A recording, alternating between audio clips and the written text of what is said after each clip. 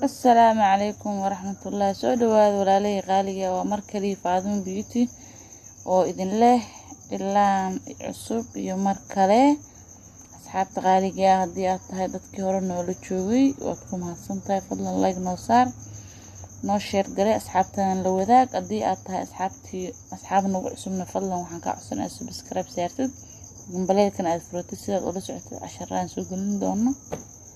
adigoo mahadsan.